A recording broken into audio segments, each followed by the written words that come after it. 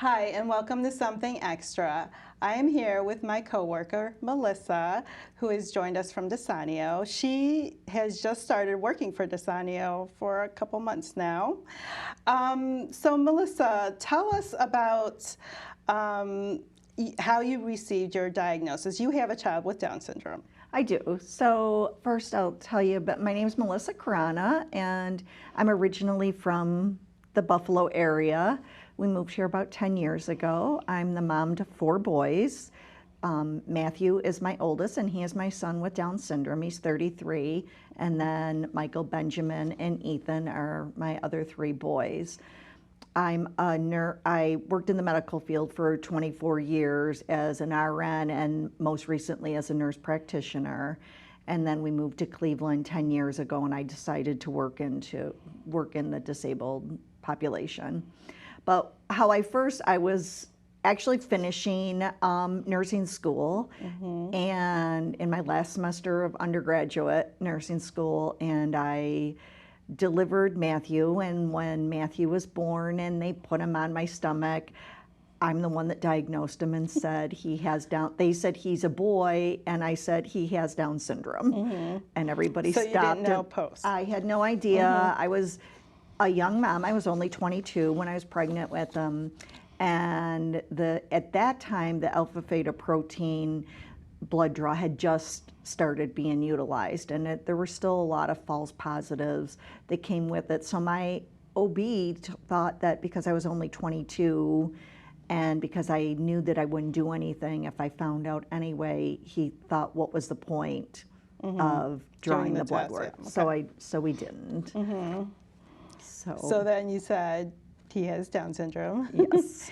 And what happened after that? Well, after that, I mean, he was pretty cyanotic and blue when he was born, so they took him out of the room. And then the next time I saw him, was after, once I got into my regular room, and when they brought him into me, I think I kind of went into almost a shock, after it. I delivered him, and then it was all kind of a blur with them taking him away from me to get him breathing. And then when they brought him in to the room, he had his little pout, and I fell in love with him.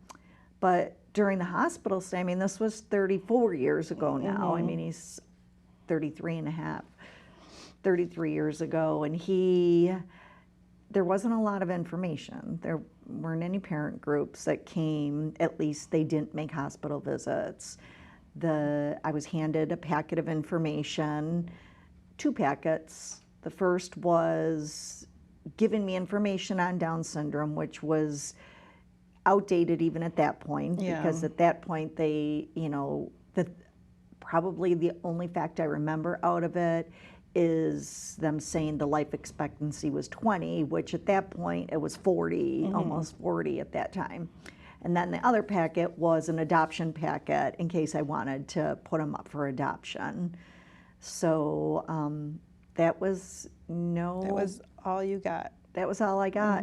Nobody came in to, no doctors came in to discuss it, no social workers, nothing for early intervention, nothing like that happened. So what has been your experience raising a child with Down syndrome? Where did you turn to for support?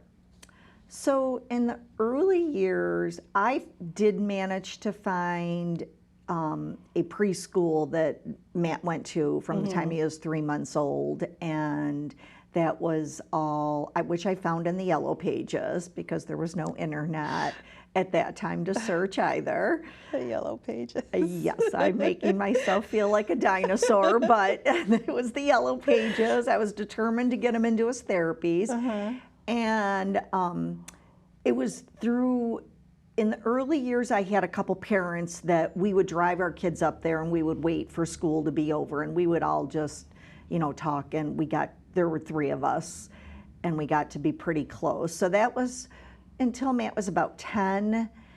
And then at 10, we moved to Rochester from Buffalo, and I had attempted to go to a Down syndrome organization then, and I didn't feel like it was a good fit for me because at the time, the parents, at least the meeting that I went to, perhaps it was only targeted that night for young parents, but it was parents that had newborns, and I felt like it was more negative than positive, and I just wanted my life to be as normal as it could be, and I always felt I should treat Matt the same as his siblings to the best of my ability. So I didn't really have any supports while we lived in Rochester, because Matt was the first Down syndrome individual to go through inclusion in our school district. So there were no other parents until he got to the high school, and a mom's son was younger, and she was, she thought Matt was paving the way for her son to go there. But we would chat a little bit, but I wouldn't exactly say it was a support system at that time. And so then you moved here. So then I moved here, and shortly after, just by chance, I had actually had an injury to my hand, and when I was going through occupational therapy, Lori Kowalski's daughter, Kristen, was my therapist, and we started talking about, I'm not even sure how we got on the topic of Down syndrome, and she told me about, at the time, it was the upside of Downs. So I reached out to Lori, and that's how I connected with DSANEO, which has been a lifeline for me for a couple reasons. The first was probably the most important thing. About 2 years ago, Matt almost died. He was on life support and an organ failure, and it was very, very dire. And Lori and Debbie, they were there. I reached out to them, and they, helped me with some information in that. And just knowing that they were there, and there were other parents that understood not that they knew because they weren't in the same situation, but they knew because they were moms of an individual with Down syndrome. And although, we all love our typical children, obviously, tremendously, but it's just different. And it just was a sense of calm for me to know that they were there to turn to in case they needed it. Yeah, they got it. They got why it was, one, they got the medical issues that could go on with our children. They got, the work that goes into them. They just got it. So it just was a sense of calm for me during a very chaotic time. And then the other time was, Matt unfortunately almost died 10 years ago as well from a pneumonia. And I was after we moved here, I was very protective. I did not want him out of my bubble. I did not want him moving out. I did not want him, even though those were always my goals to have him move out. But I was just panicked with it, of letting him out of my sight. And it was Debbie Picker, actually, that really talked me through it, because her son Jeremy lives out and is very successful at it. And it was the best thing that I've done for Matt, because he's become more independent, even though he complains every weekend when he goes back. The minute he hits the door, he says bye, and that's fine, but you wouldn't think that he enjoys it, but he does. I know what you're saying. So it was really important for you to find the support here. Oh, absolutely, absolutely. And I urge parents that are younger to reach out to other parents, even if you don't need them at that moment, because there were certainly times in Rochester that I needed somebody to understand what I was going through, and I felt so isolated.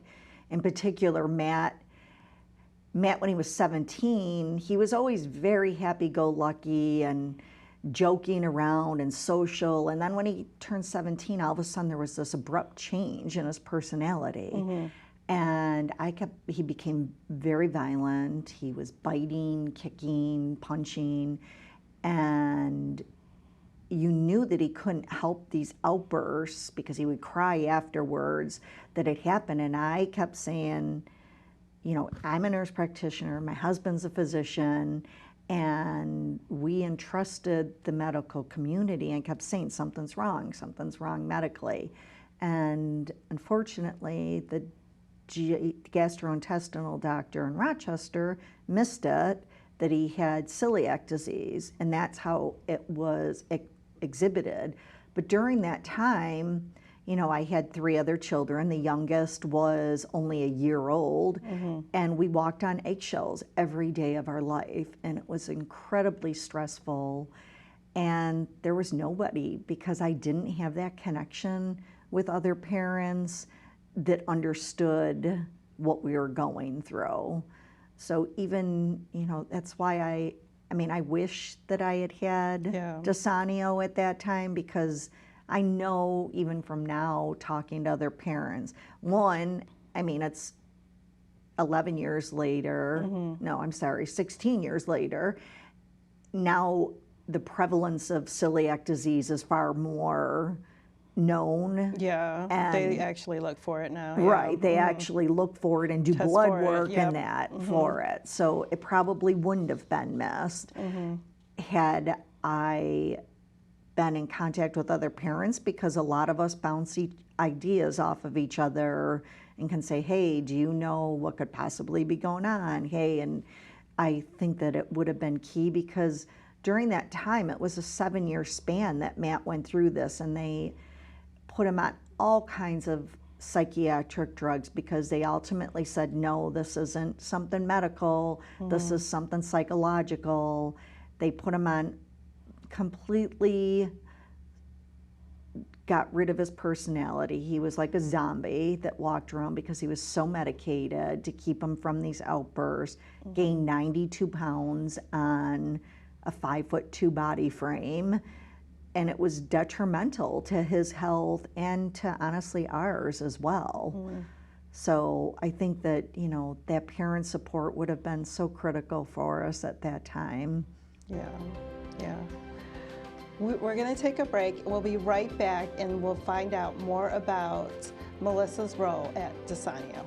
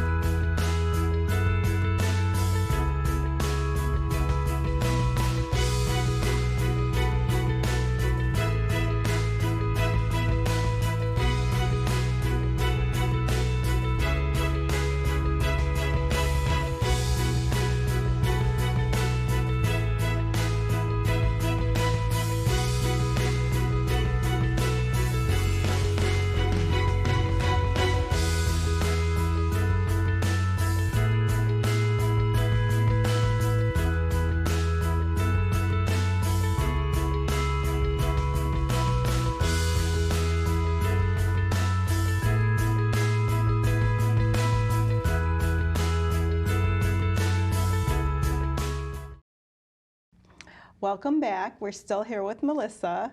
So Melissa, tell us more about your role at DSANEO. So I'm working as the early childhood parent support coordinator. What we do, we host events for play groups or parent get-togethers, so we can keep parents connected for the reasons so important. The reasons we just said.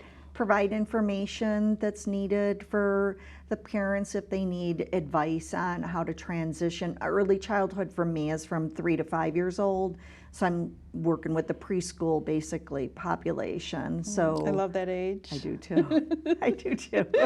We just had a gathering yesterday, and I was in heaven because it's been many, many years since I've been around that age.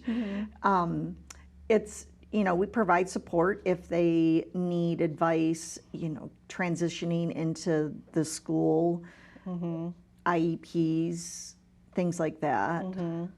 Okay, and like provide resources like Right. medical resources. Right, and medical things resources such Yeah. as speech therapists, physical therapists, things Yes. like that. And the guidelines. Right. So, you know, for luckily now, unlike, you know, when Matt was young, they have medical guidelines that, you know, we can just print out or have parents print out and hand to their pediatrician what is exactly recommended for our individuals at certain ages so that things aren't missed like the celiac disease was for Matthew. So what is something that at this age, between 3 and 5, that's important for parents to know? Like, what are some of the things that you help them with?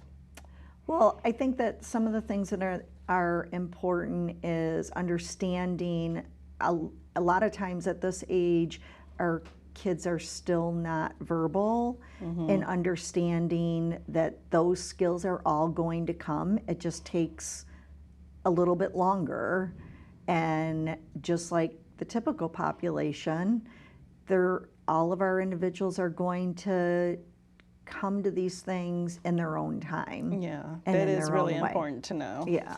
Yes, I mean, all children are different. Right. So Right. just because your child has Down syndrome, I mean, there is medical guidelines for that, but they're going to come out on their own. Right. And, you know, That's really often important. people think that it's, you know, they're Down syndrome, so they have specific things and they're going to do things at specific times, but they're individuals too, and they're going to come upon it at their own pace. So how do you guide the families through this stage?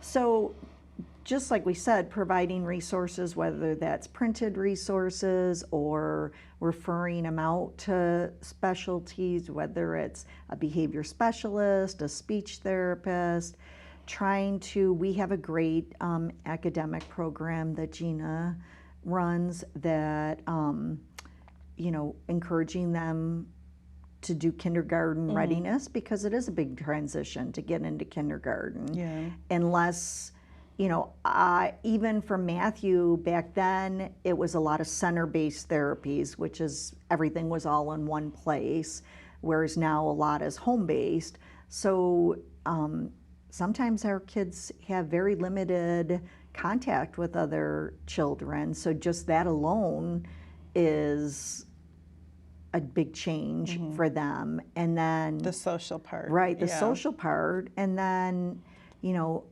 getting parents ready to deal with the different school districts and understand what their legal rights are under the disability idea. Right? Under IDEA, what they can demand and insist being in the IEP to make their child successful in school.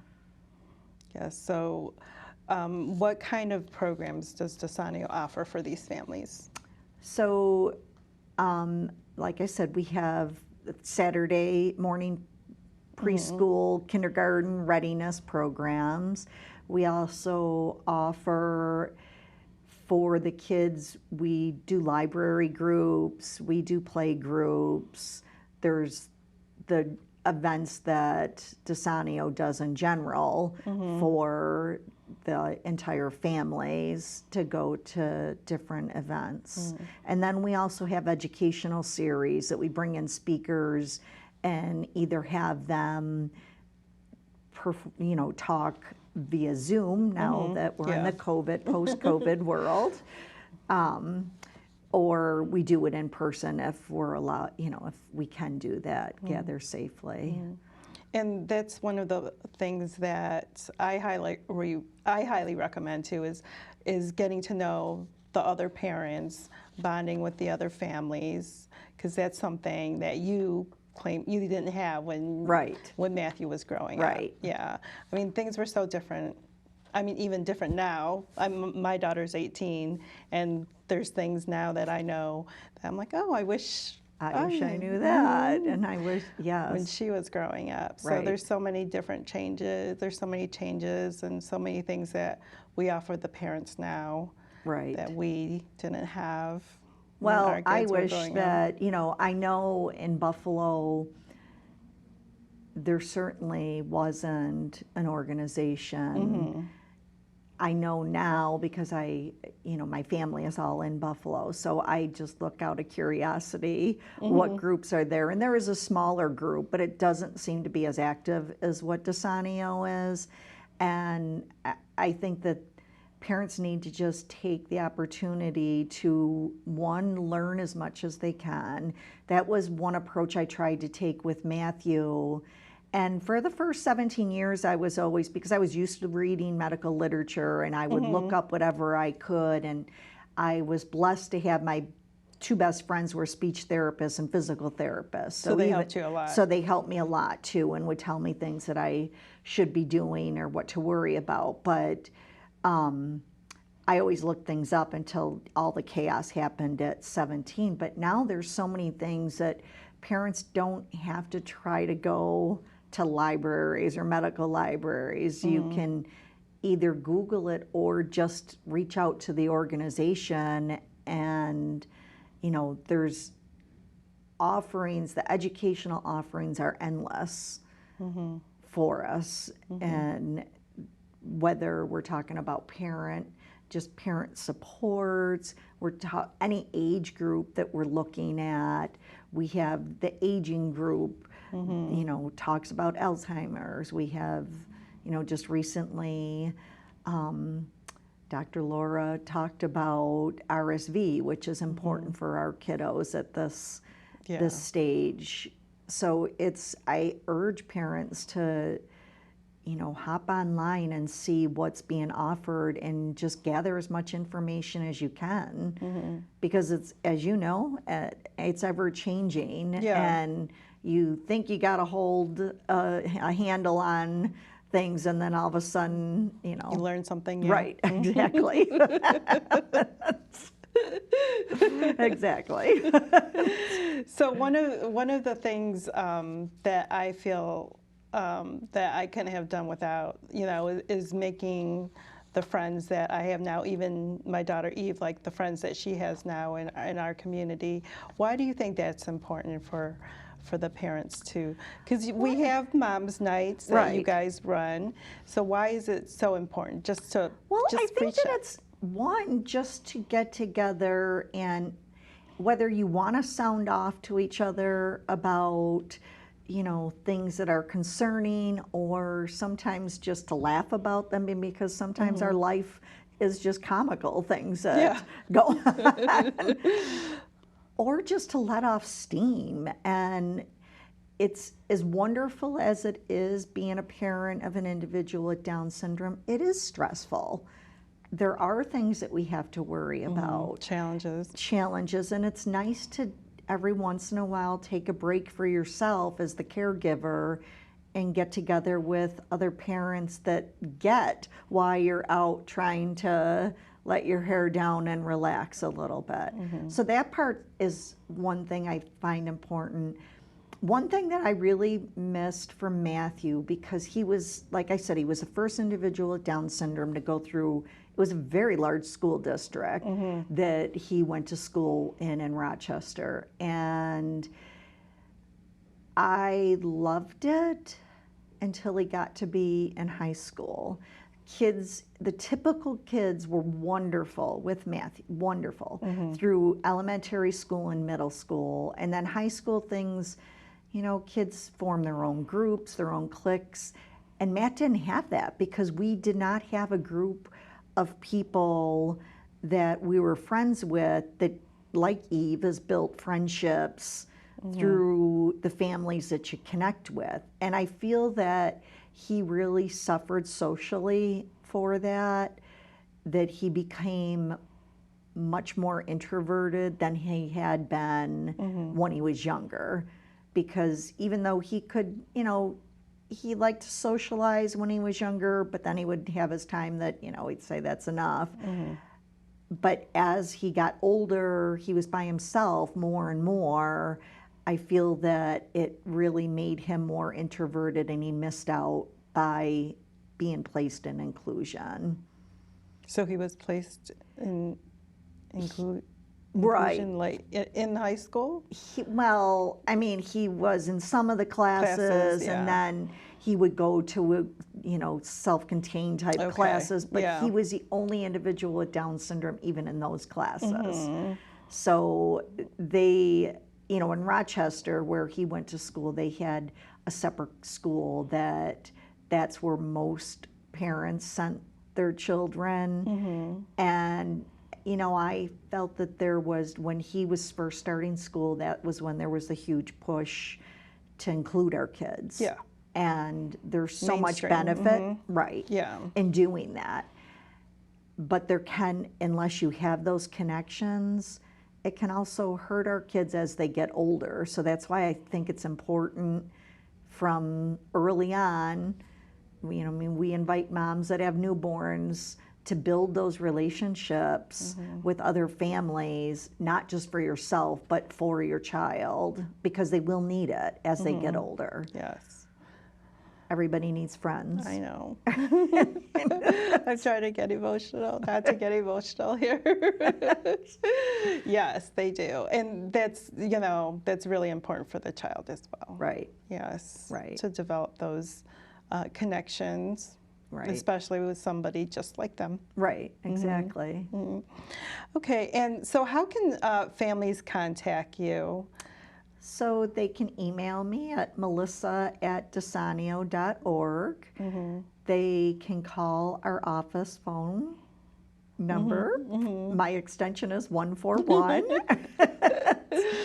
Or they can meet you at one of the moms' nights. Exactly. They can meet me at one of the moms' night. We have those every Right. month. I'm on Facebook. If you want to send me a message through Messenger, I'm happy to respond to anybody. We can Zoom, we can meet up.